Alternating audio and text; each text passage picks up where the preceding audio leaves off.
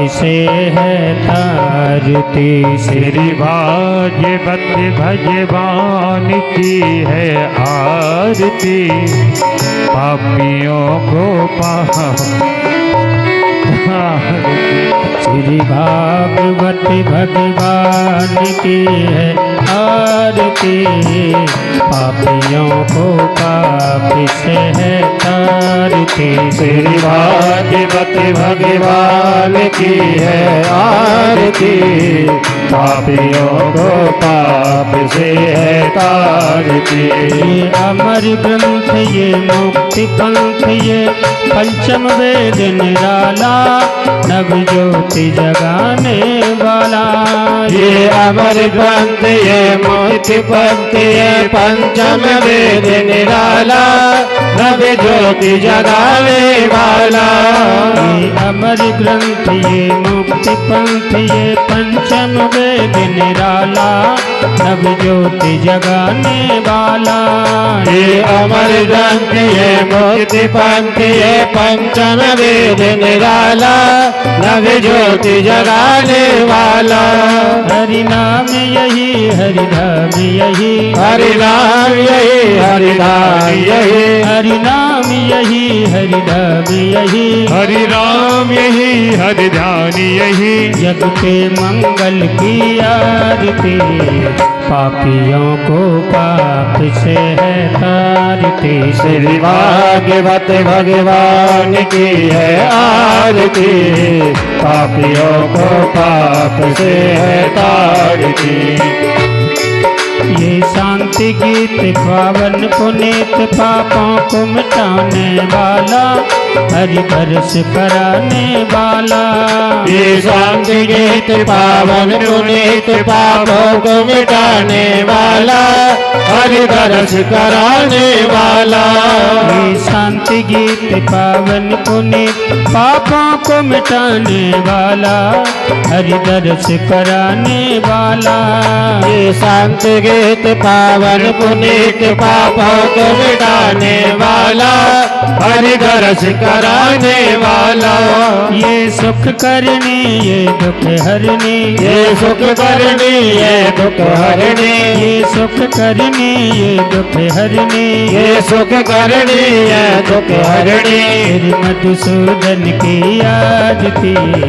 पापियों को पाप से है तारती। श्री भागवत भगवान की है आरती।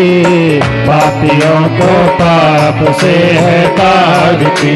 मधुर बोल जग पंथ खोल सन्मार्ग बताने वाला बिगड़ी को बनाने वाला। ये मधुर बोल सदपंथ बोल सन्मार्ग बताने वाला बिगड़ी को बनाने वाला।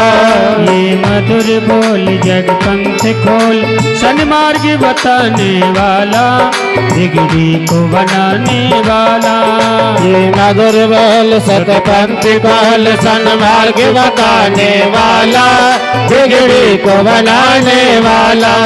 श्री राम यही घनश्याम यही श्री राम यही घनश्याम यही श्री राम यही घनश्याम यही श्री राम यही घनश्याम यही। ये प्रभु महिमा की आरती। पापियों को पाप से है तारती। श्री भागवत भगवान की है आरती। पापियों को पाप से है तारती। कृष्ण भक्ति राधा की शक्ति हरि प्रीत सिखाने वाला प्रभु शरण दिलाने वाला। ये कृष्ण भक्ति राधा की शक्ति ये प्रीत सिखाने वाला हर दर्श कराने वाला। ये कृष्ण भक्ति राधा की शक्ति हरि प्रीत सिखाने वाला प्रभु शरण दिलाने वाला। ये कृष्ण भक्ति राधा की शक्ति यह प्रीत सिखाने वाला हर दर्श कराने वाला।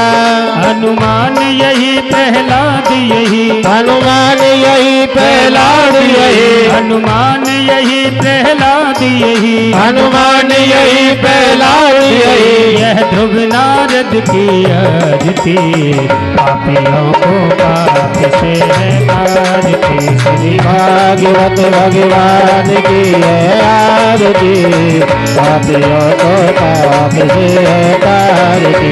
भागवत भगवान की है आरती, पापियों को पाप से है तारती। ये पापियों को पाप से है तारती, पापियों को पाप से है तारती। ये पापियों को पाप से है तारती।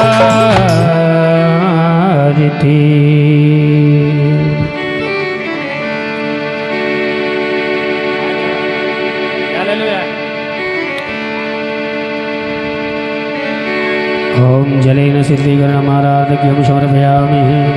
ओम द्यौः शान्तिरन्तरिक्षं शान्तिः पृथिवी शान्तिरावः शान्तिरोपदयः शान्तिः वनस्पतयः शान्तिर्विश्वे देवाः शान्तिब्रह्म शान्तिः सर्वगुण शान्तिः शान्तिरेव शान्तिः क्षमा शान्तिरेधि।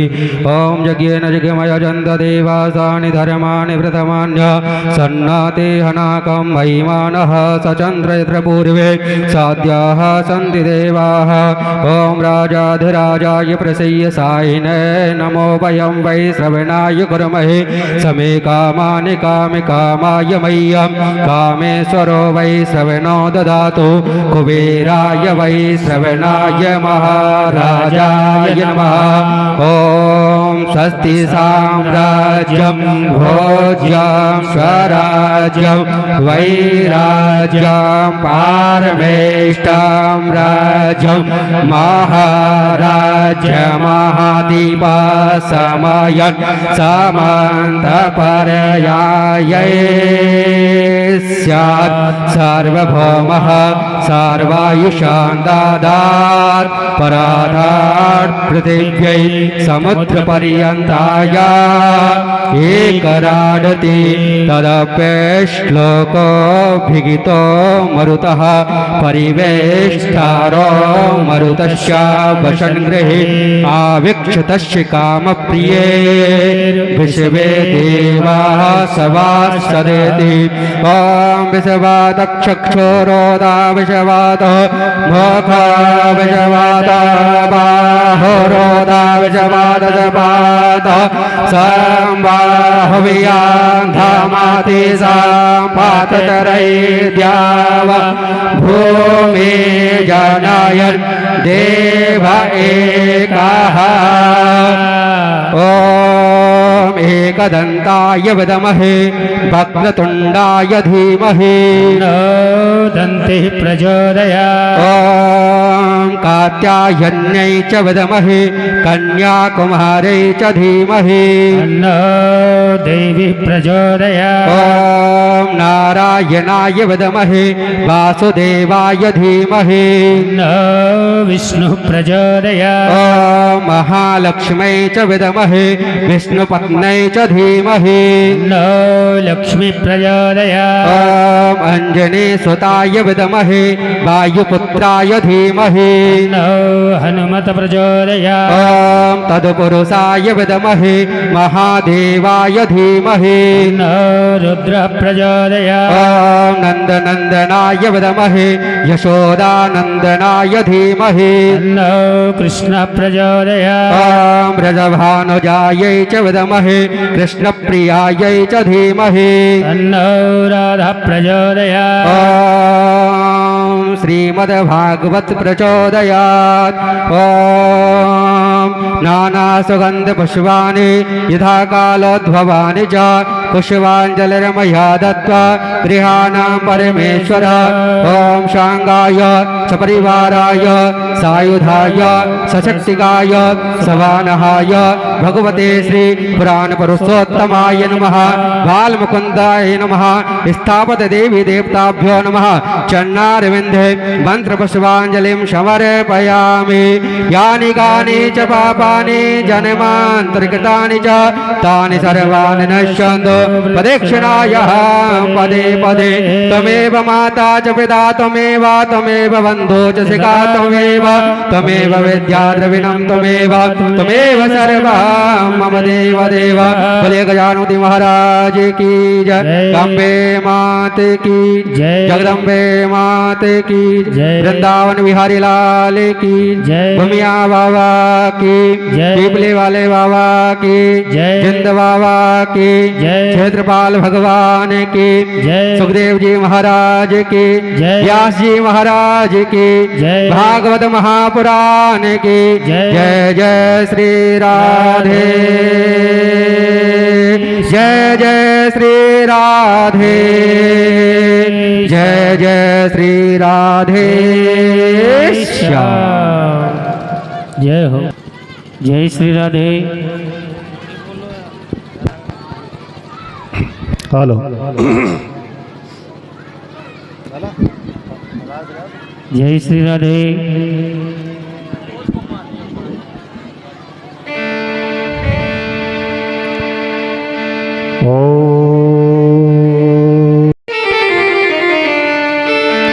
यं प्रव्रजन्तमनुपेतमपेतकृत्या द्वैपायनो वीरकरातर्वाजुहाव पुत्रेति तन्मयतया तरभो न देशो तं सर्वभूतहृदयं मुनिमानतोऽस्मि। देहं सदा परिवहमभीष्टदोहं तीर्थास्वरं शिवविरञ्चनतां शरण्यम्। विद्यार्थिहं प्रणतपालभवादिपोतं वन्दे महापुरुषुते चरणारविन्दम्। अतुलितबलधामं हेमशैलावदेहं धनुजवनकृशानं ज्ञानिनामाग्रगण्यं सकलगुणनिधानं वानराणामधीशं रघुपतिप्रियभक्तं वातजातं नमामि। बोलो भागवत महापुराण की जय, व्यास जी महाराज की जय, सुखदेव जी महाराज की जय, सद्गुरुदेव भगवान की जय, दाऊ जी महाराज की जय, नगरकोट बस्ती के देवी देवतान की जय हो। जय जय श्री राधे श्याम।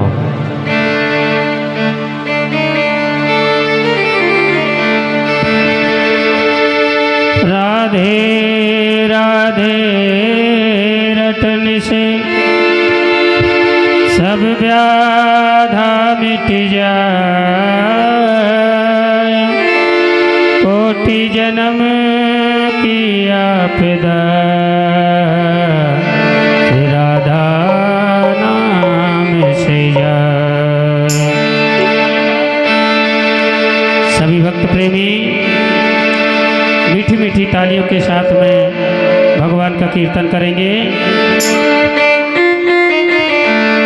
जय राधे राधे गोविंद गोविंद राधे, जय राधे राधे गोविंद गोविंद राधे, राधे राधे गोविंद गोविंद राधे, जय राधे राधे गोविंद गोविंद राधे, गोविंद राधे राधे गोपाल राधे, गोविंद राधे राधे गोपाल राधे, गोविंद राधे राधे गोपाल राधे, जय राधे राधे गोविंद गोविंद राधे, जय राधे राधे गोविंद गोविंद राधे। श्री राधे जय हो।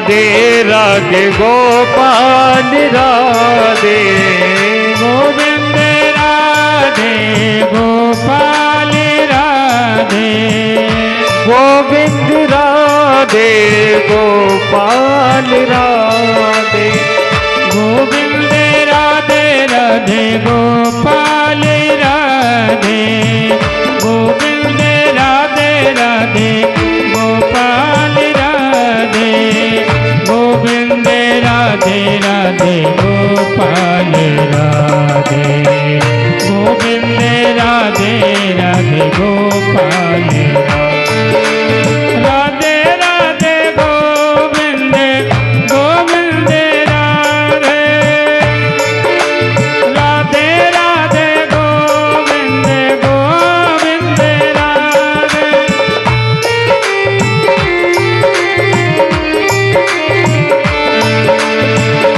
गोविंद राधे गोपाल राधे गोविंद राधे राधे गोपाल राधे दोनों हाथ धागे राधे राधे गोविंद गोविंद राधे राधे राधे राधे राधे गोविंद गोविंद राधे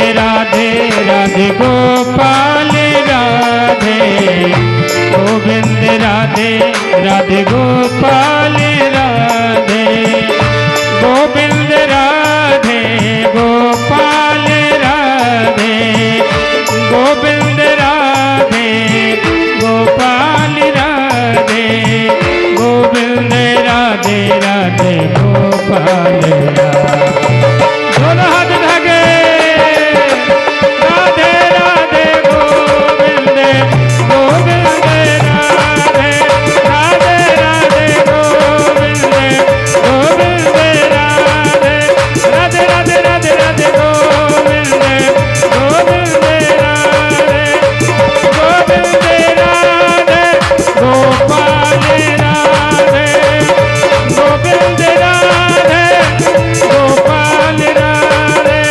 गोपाल राधे गोपाल राधे गोपाल राधे राधे राधे गोविंद गोविंद राधे राधे राधे गोविंद गोविंद राधे राधे राधे गोविंद गोविंद राधे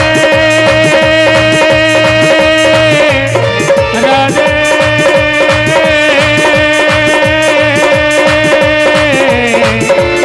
राधे राधे राधे राधे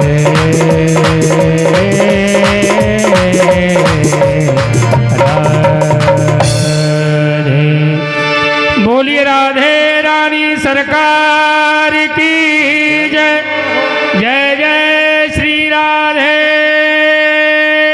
श्याम ओम कृष्णाय वासुदेवाय हरये परमात्मने प्रणतः क्लेशनाशाय निर्गोविंदाय नमो नमः। श्रीमद् भागवत कथा में पधारे हुए सभी भक्तों का, सभी विद्वज्जनों का, समस्त मात्र शक्ति का इस व्यास मंच से सभी का स्वागत है, अभिनंदन है। बड़ा ही हर्ष का विषय है। हर्ष वर्ष के भांति इस वर्ष भी भगवान दाऊ जी महाराज की नगरकोट बस्ती की विशेष कृपा हुई कि पुनः हम यहाँ सत्संग करने के लिए फिर विराजमान हो गए हैं। हम 3 वर्षों से भगवान के यहाँ बैठ के सत्संग कर रहे हैं, भागवत कथा का श्रवण कर रहे हैं। हमारे ऊपर विशेष कृपा है उस ठाकुर जी की। कई नगरकूट ऐसे भी है जहाँ कहीं भागवत नहीं हुई कभी आज तक, पर हमारे गांव में हर महीने में एक दो, हर वर्ष एक दो भागवत होती रहती है। दाऊ जी महाराज की विशेष कृपा रही। इस वर्ष भी हम सब भागवत कथा सुनने के लिए पधारे हैं। मात्र 7 दिन कथा सुनने से व्यक्ति का मोक्ष नहीं होता है। हम जो कथा सुनते हैं उसका जीवन पर्यंत अगर मनन करते हैं तब जाके मोक्ष होता है। हम कथा तो यह सुनते हैं और घर जाते गृहस्थी में पड़ जाते हैं, कथा को भूल जाते हैं कि सुन के क्या आए थे। जब तक जीवन में उस कथा को नहीं उतारोगे तब तक आपके जीवन में यह आगमन चल रहा है, ये माया का जो जंजाल पड़ा हुआ है वो कभी समाप्त नहीं होगा।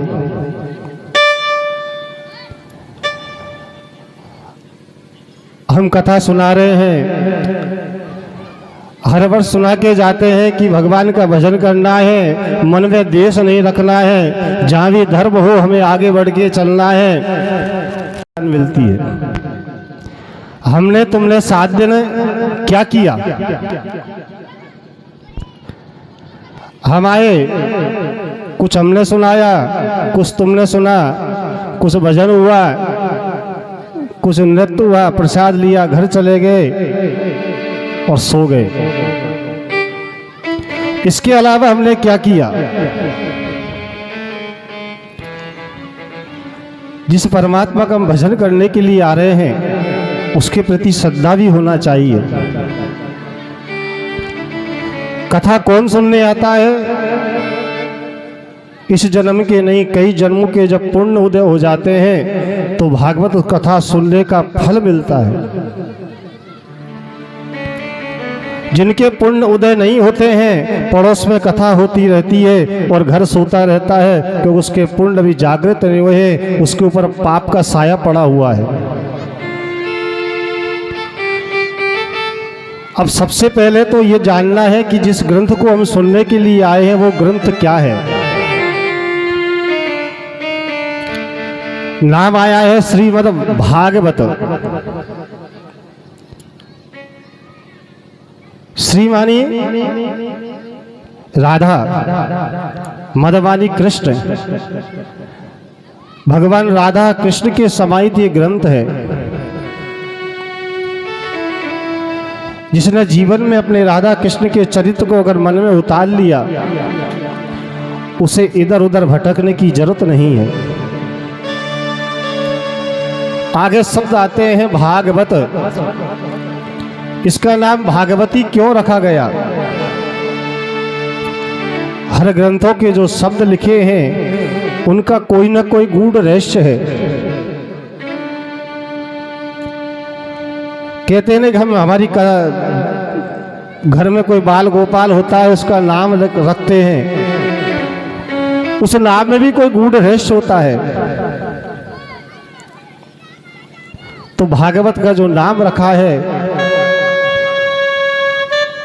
तो संतों ने उसकी व्याख्या की है कि भाके कहे से भाग खुल जात जीवन के, और गे के कहे से गिरिगुमान मिट जाते हैं, और बेके कहे से वर्ण हो तो विष्णु दासन में, और तेके कहे से भव सिंधु तर जाते हैं।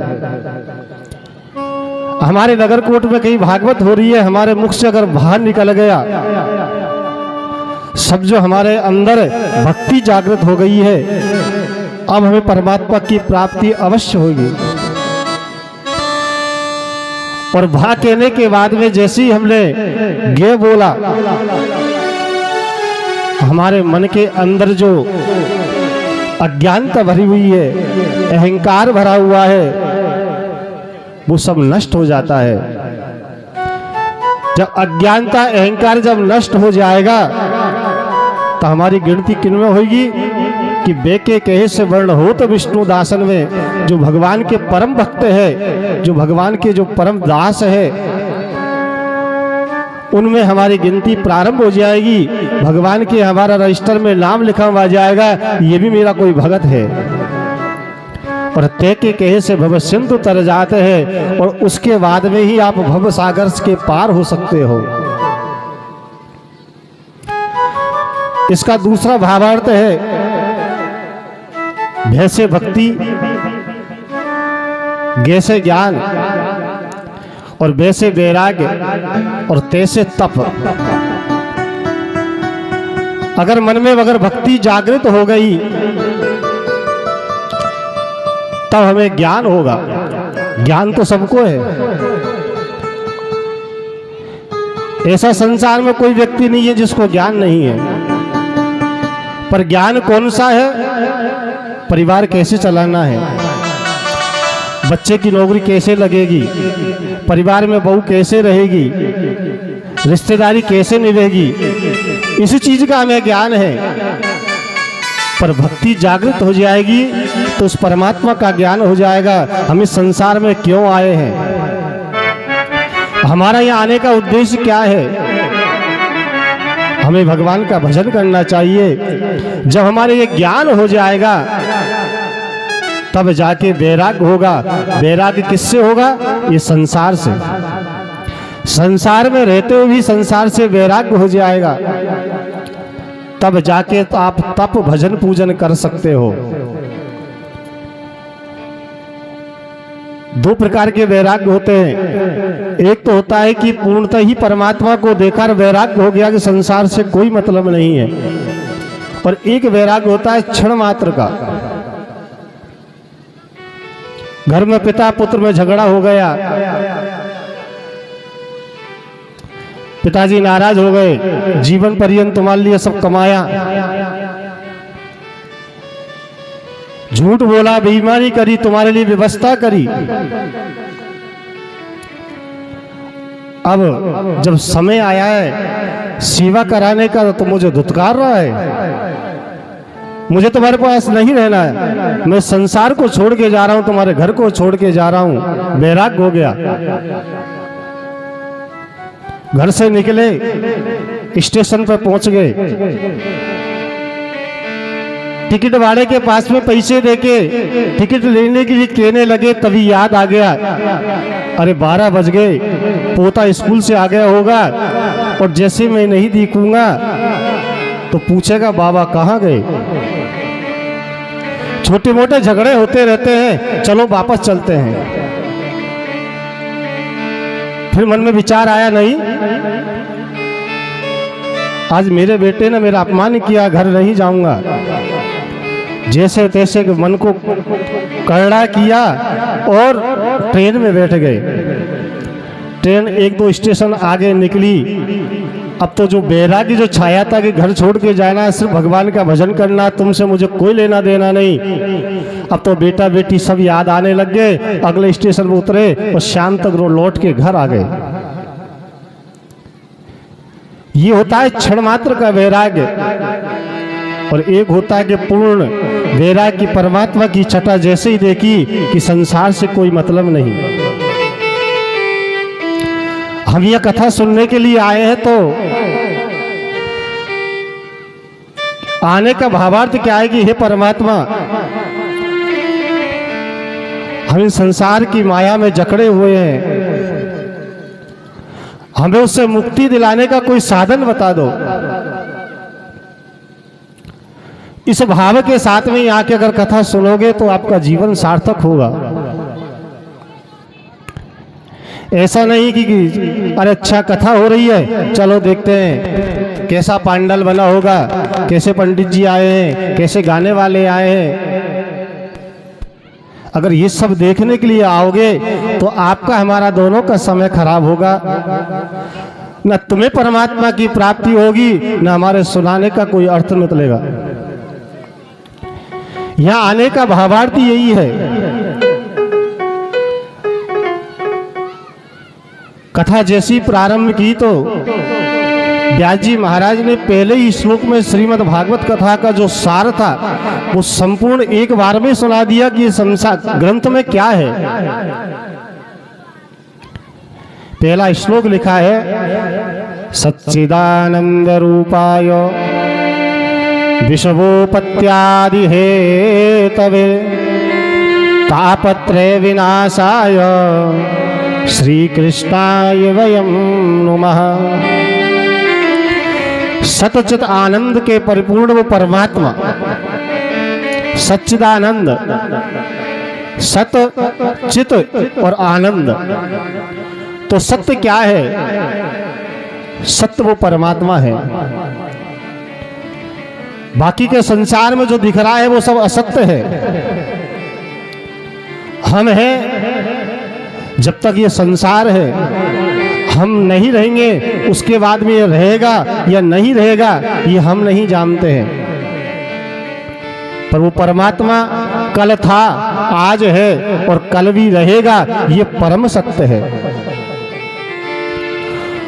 उस परम रूपी सत्य परमात्मा के चरणों में अगर हमारा चित्त अगर लग गया तो जो आनंद की प्राप्ति होगी वही हमारा सच्चिदानंद है। आनंद भी दो प्रकार के होते हैं। एक आनंद तो ऐसा होता है जो संसार की वासनाओं को खाते हुए मिलता है, कि इस प्रभु का नाम लेते ही शरीर की रोम रोम जागृत हो जाती है।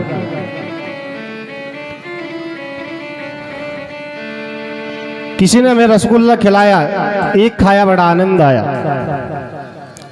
दो खाए, जो आनंद पहले आया था उससे वो कम हो गया,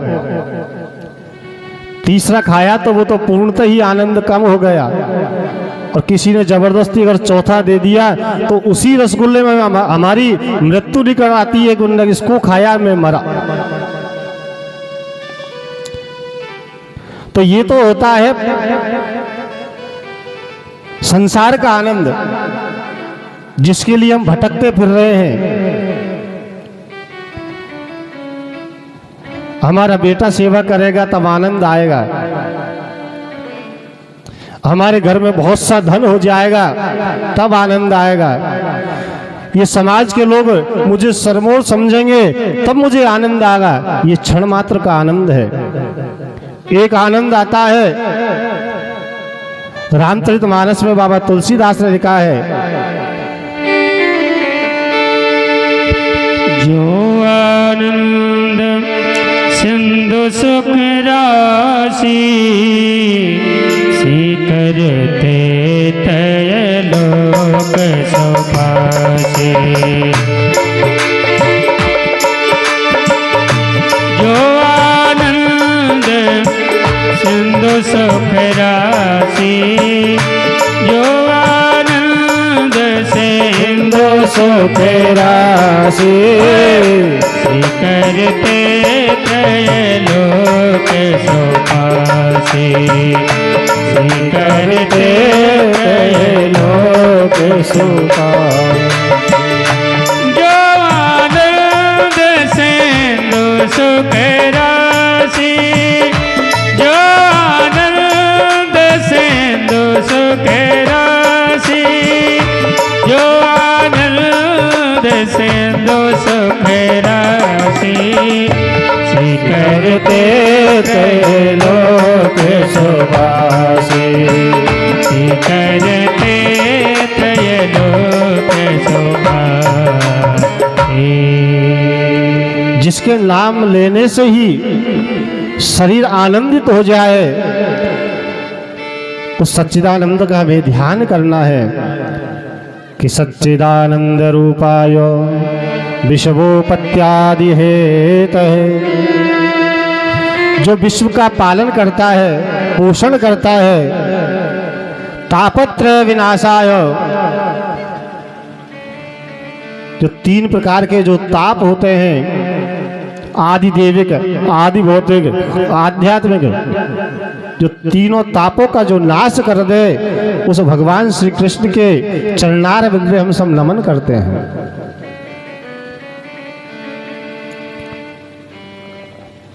व्यास जी आगे कहते हैं, महाराज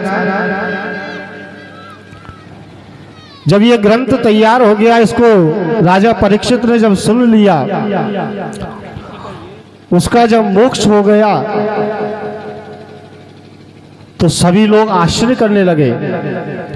ब्रह्मा जी भी आश्चर्य करने लगे, ये ऐसा कौन सा ग्रंथ आ गया जिसको सुनने मात्र से ही 7 दिन में ये आत्मा परमात्मा में विलीन हो गई।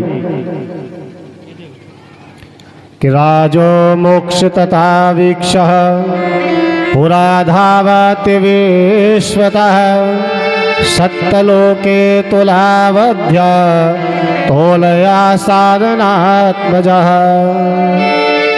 उसी समय ब्रह्मा जी ने एक तराजू लगाया। तराजू पे एक तरफ भागवत ग्रंथ रखा, दूसरे पल्ले में संसार के जितने भी धर्म हैं, जितने भी यज्ञ अनुष्ठान हैं, जितने भी पुण्य हैं, सबको एक साथ में रख दिया। पर भागवत का पल्ला भारी रहा, वो जमीन से टिका रहा।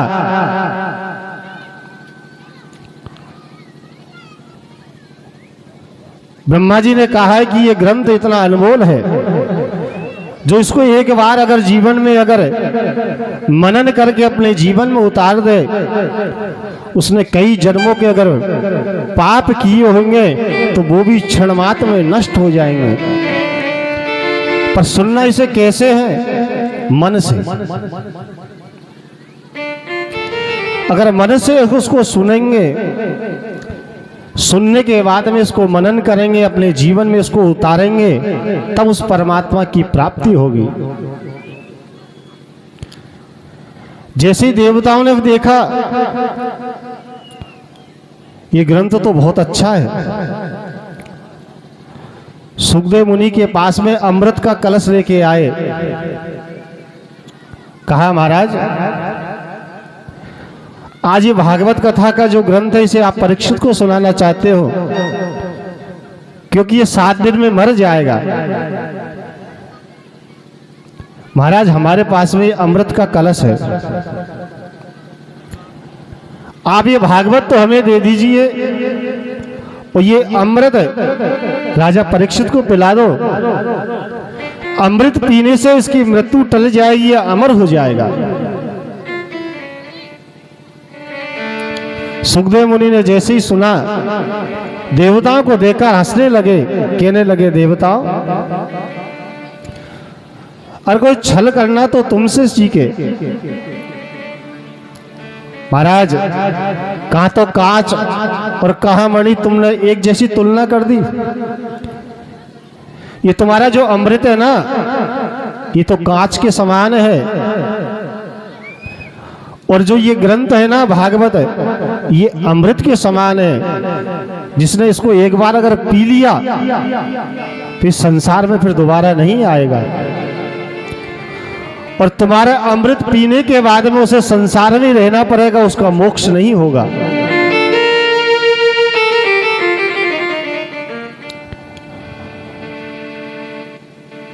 सौनकादि 88,000 ऋषि सूत जी महाराज के सामने विराजमान है। कहने लगे, महाराज, हमें कोई ऐसा ग्रंथ का अनुमोदन कराओ, ऐसा ग्रंथ सुनाओ जिसको सुनने से हमारी शरीर की जो इंद्रियां है वो तृप्त हो जाए। ऐसा कोई ग्रंथ है क्या? सूत जी कहने लगे, महाराज, एक श्रीमद् भागवत ग्रंथ है जिसको नारायण ने ब्रह्मा जी को सुनाया, ब्रह्मा जी ने नारद जी को सुनाया और नारद जी ने वेदव्यास जी को सुनाया। वो ग्रंथ बहुत अनमोल है। जैसे ही सूत जी से सुना कि जो श्री नारायण के मुख से जो ग्रंथ निकला है उसे हमने आज तक कभी सुना नहीं, सभी ऋषि अपने अपने आसन पर बैठ के कहने लगे, महाराज सुनाओ, ये ग्रंथ की महिमा क्या है? तभी सूत जी वर्णन करने लगे, महाराज मैं तुम्हें इस ग्रंथ की महिमा सुनाता हूं। एक समय की बात है कि एकदा विशालायां चत्वारा ऋषियो मलः सतसंगात समायात तस्य दत्त नारदः। एक समय बद्री विशाल तीर्थ में शौनकादिक चारों भैया भ्रमण कर रहे थे। महाराज क्यों भ्रमण कर रहे थे? शौनकादि चारों भैया ने मन में विचार किया कि आज पृथ्वी लोक पे चल के कहीं सत्संग करना चाहिए। सबसे पहले वो बद्री विशाल आश्रम गए। बद्रीनाथ जी का जो स्थान है वो पूर्णतः स्वर्ग के समान है। नर नारायण आज भी वहां तपस्या करते हैं। बद्री नारायण के नाम से विख्यात वो तीर्थ स्थल, ऐसा कहते हैं कि जीवन में एक बार व्यक्ति उसके अगर दर्शन कर लेता है उसे परमात्मा की प्राप्ति हो जाती है। एक बार मात्र दर्शन करने से ही परमात्मा की प्राप्ति हो जाती है, क्योंकि हरिद्वार से आदमी जैसे ही निकलता है जिंदगी और मौत के बीच में झूलता हुआ जाता है। एक तरफ कच्चा पहाड़ है, दूसरी तरफ हजारों फीट नीचे गंगा मैया बह रही है। अगर ऊपर से अगर गंगा मैया को दिखे तो गंगा मैया के दर्शन नहीं होते हैं, मात्र आवाज सुनाई आती है कितनी नीचे जा रही है। इन्हीं दोनों के मध्य में एक छोटा सा रास्ता बना हुआ है। अब तो खैर हमारा भारत देश विकसित देश हो गया, अब तो अच्छे अच्छे लाइन बन गई, रोड बन गई। पहले एक छोटा सा रास्ता था जिसपे लोग पदयात्रा जाते थे। और बद्रीनाथ कब जाते थे? पहले के लोग जब सब कार्यों से निवृत्त हो जाते थे, बेटे का ब्याह कर दिया, नाती पोते हो गए, अब सब आनंद है, परिवार खुशहाल है, चलो भैया बद्रीनाथ जी के दर्शन करने चले। आगे तो भाग्य नहीं तो वहीं हर हर गंगे। अब लोग जाते हैं तो लोग कहते हैं महाराज आप तो एक बार की कहते हैं, हम तो हजारों बार हुआ है, हमारा तो मोक्ष होने कोई नहीं है। संकट पे संकट आते रहते हैं। पर पहले जो जाते थे वो भावार्थ उनका ये था कि हे परमात्मा, जीवन में कहीं पुण्य किया या नहीं किया, पाप किया या क्या किया, पर अंत में अब तेरे धाम में आ गए हैं परमात्मा, पार लगा देना। जो पीछे रह गया उसका हमें ध्यान नहीं है, अब तो आगे का ध्यान है परमात्मा, अब तेरी शरण में है। हम तेरे द्वार पे आ गए हैं, प्रभु कृपा कर देना। बड़ा बेटा बहुत परेशान है, नौकरी नहीं लग रही, काका चक्कर लगाता फिरता है, छोटे का ब्याह नहीं हो रहा है, महाराज इतने कष्ट क्यों दे रखे हैं, ये कृपा कर देना, फिर आऊंगा दोबारा। अरे मूर्ख, जिंदगी और मौत के बीच में झूलता हुआ तू गया और वहां जाके भी तेने क्या मांगा जो गर्त में जाने की चीज है। मांगना था तो मांगते हे परमात्मा, तेने बड़ी कृपा की, तेरे दर्शन हो गए। लोग कहते हैं कि एक बार तेरे दर्शन हो जाते हैं उसका मोक्ष हो जाता है, उसे तू अपने धाम पे बुला लेता है। हे परमात्मा ऐसी कृपा करना, मैं बार बार तेरे दरबार में आता रहूं।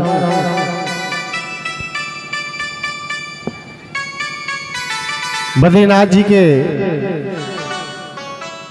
धाम का बहुत सुंदर वर्णन है।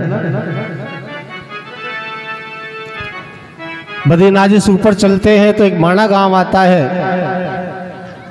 उससे ऊपर ही स्वर्ग जाने के लिए सीढ़ी बनी हुई है।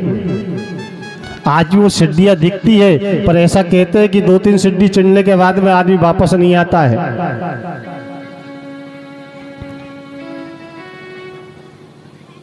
सूत जी कहने लगे महाराज, जब शौनकादि ऋषि इधर उधर देखने लगे, आज तो प्रभु तुम्हारी कृपा नहीं हो रही है, आज तो कोई सत्संग ही नहीं मिल रहा। संत को क्या चाहिए? भजनानंदी व्यक्ति जो होता है ना, अपने पास में उसको बैठाता है जो भजनानंदी होता है। और जो भजनानंदी नहीं होता है ना, अगर उसके पास में कोई भजनानंदी अगर आके बैठ जाए और आके भगवान के लिए कहने लगे, आज कितनी अच्छी कथा हो रही है, आज मैं राम कथा में गया था, कितना सुंदर सुंदर वर्णन सुनाया, सुनते ही आनंद हो गया, वो कहने लगता है मूर्ख है तू तो, क्योंकि वो भजनानंदी नहीं है। वो संसार की व्यासना में इतना व्यक्त है कि परमात्मा का नाम जैसे ही आता है वो छटपटाने लगता है। हम भी जब घर से चलते हैं तो 10 काम याद आने लग जाते हैं, ये भी कर चले, ये भी कर चले, ये ऐसा भी हो जाए, और 10 मिनट लेट चल जाएंगे, कथा कहीं भक्के जा रही है क्या, काम तो हो जाएगा। उसमें तुम्हारा दोष नहीं है, दोस्त तुम्हारे अंदर जो पाप बैठा हुआ है ना, वो कहता रहे मेरे बाप तेरा मेरा 40 साल से संबंध है, आज कथा में जाके आज ही खत्म करेगा क्या, यही बैठ। हमारे जो पाप होते हैं ना, वो हमें सत्संग करने के लिए मना करते हैं।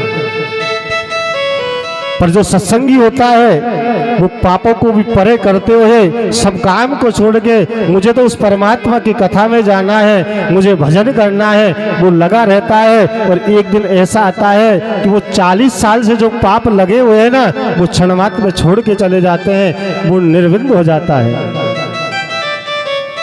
शौनकादि ऋषि इधर उधर देखने लगे तो क्या देखा कि सामने से नारद जी आ रहे हैं।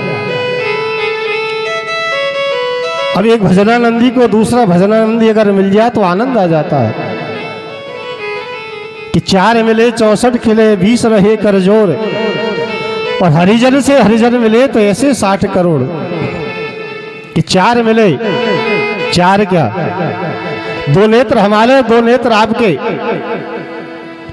कि 4 मिले और 64 खिले, और जैसे ही नेत्र मिले तो 32 दांत तुम्हारे और 32 दांत हमारे, देखते ही प्रसन्न मुद्रा में खिलने लग जाए। और 20 रहे करजोर, 10 उंगली तुम्हारी और 10 हमारी। और हरिजन कहते हैं भगत को, और एक भगत जब दूसरे भगत से मिलता है तो सभी देवी देवता प्रसन्न हो जाते हैं कि 4 मिले 64 खिले और 20 रहे करजोर, और हरिजन से हरिजन मिले और ऐसे 60 करोड़। जैसे नारद जी को देखा तो बड़े प्रसन्न हो गए, आनंद आ गया। हम तो सोच रहे थे कोई कैसा भी सत्संगी मिल जाए, उसके साथ में अगर भजन करेंगे, आनंद करेंगे, आज तो आनंद आ जाएगा। पर देखो आज तो बद्रीनाथ भगवान की कितनी कृपा हो गई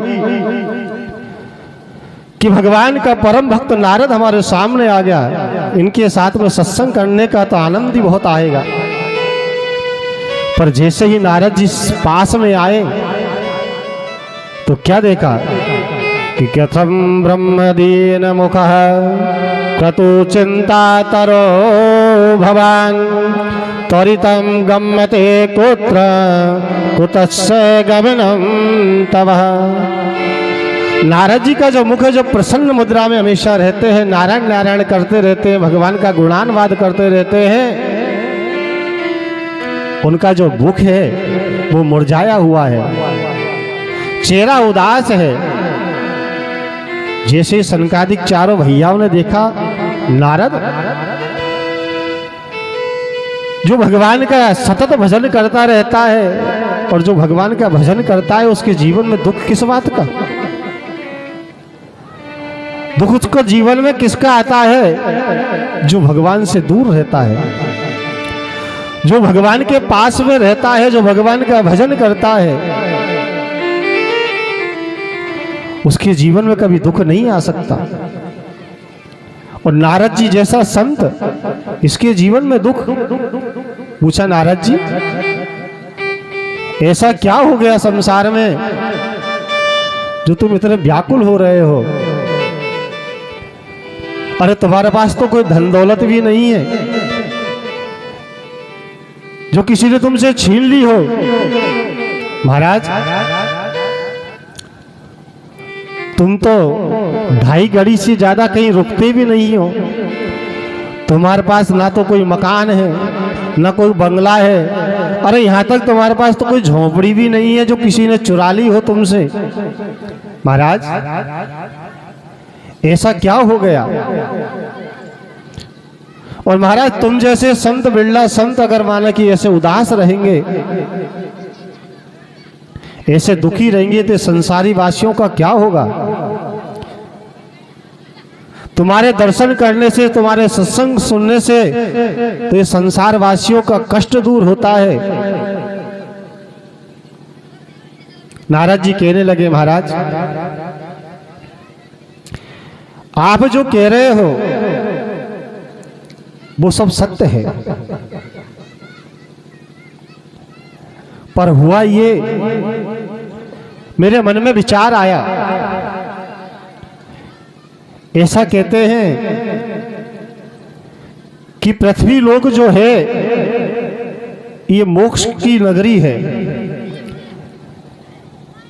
यह व्यक्ति जो आता है वो परमात्मा का भजन करता हुआ परमात्मा के धाम को चला जाता है। मेरे मन में भी विचार आया, क्यों ना अब पृथ्वी लोक पे चलना चाहिए, भगवान का भजन करना चाहिए। कोई ना कोई सत्संगी ऐसा मिलेगा जिसके साथ में भजन करेंगे। मैं महाराज जैसे ही आया,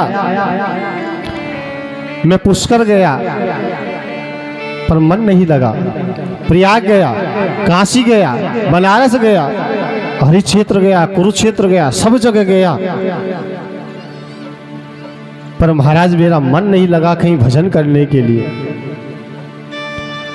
महाराज क्यों नहीं लगा, क्या कारण रहा?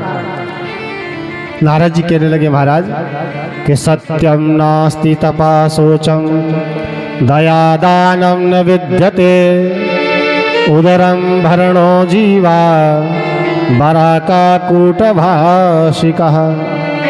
महाराज सब जगह से सत्य खत्म हो चुका है, असत्य का बोलबाला हो गया। बड़े बड़े मंदिरों में, मठों में गरीबों की कोई बात नहीं होती है, वहां सिर्फ पैसे वालों की बात होती है। आपकी जेब में अगर पैसा है तो भगवान तुम्हारे हैं। आप 5,000 रुपये दीजिए, आपको 10 मिनट में आपके दर्शन हो जाएंगे भगवान के। और जेब में अगर 50 रुपये है, आपको 5 घंटे लाइन में लगना पड़ेगा। लोगों ने परमात्मा के अपना व्यवसाय बना लिया, धंधा बना लिया। हर लोग असत्यता पे जीने लग गए। कोई सत्य नहीं बोलता है, भाई भाई का गला काटने लग गया। मन बड़ा विचलित हो गया महाराज। फिर मैंने सोचा चलो तीर्थ स्थान अगर भ्रष्ट हो गए हैं, पर यहाँ के संत भी बहुत अच्छे होते हैं, वो भी बहुत भजनानंदी होते हैं, चलो क्यों ना संतों के पास चल के भजन करें। मैं महाराज एक संत के यहाँ गया तो क्या देखा कि बहुत बड़ा बंगला बना हुआ है। उस बंगले की कीमत करोड़ रुपए है। मैं बाहर खड़े एक सज्जन से पूछा, महाराज ये बंगला किसका है? मुझे तो ऐसा लगता है ये नगर का कोई सेठ होगा। वो सज्जन ने कहा, महाराज आप कैसी बात कर रहे हो? अरे ये सेठ जी का बंगला नहीं है, ये त्यागी जी महाराज का बंगला है। जैसे ही मन में आया, अरे जिसने नाम लिख दिया त्यागी, जिसने संसार से सब कुछ त्याग दिया, उसे बंगले की क्या जरूरत पड़ गई? महाराज मैं आगे गया, एक आश्रम से बहुत सी आवाज आ रही थी। मैंने एक सज्जन से पूछा, महाराज ये आश्रम किनका है? उन्होंने कहा, महाराज ये मौनी बाबा का आश्रम है। अरे जो व्यक्ति मौन है, जिसने बोलना बंद कर दिया, उसके इतनी आवाज का क्या काम? महाराज मन विचलित हो गया। फिर मन में विचार आया, क्यों ना हम गृहस्थियों की ओर चले, क्योंकि सबसे बड़ा कोई धर्म है तो वो है गृहस्थ धर्म। इस गृहस्थ धर्म को निभाते हुए जो भगवान का भजन पूजन करता रहता है, भगवान का याद करता रहता है, परमात्मा उसकी सबसे ज्यादा सुनता है। चलो गृहस्थियों के यहाँ चलते हैं। महाराज मैं गृहस्थियों के यहाँ गया तो क्या देखा, वहां तो और भी ज्यादा बुरा हाल है। उस परिवार में गृहस्थ में कलह मचा हुआ है। बेटा बाप की नहीं सुन रहा है,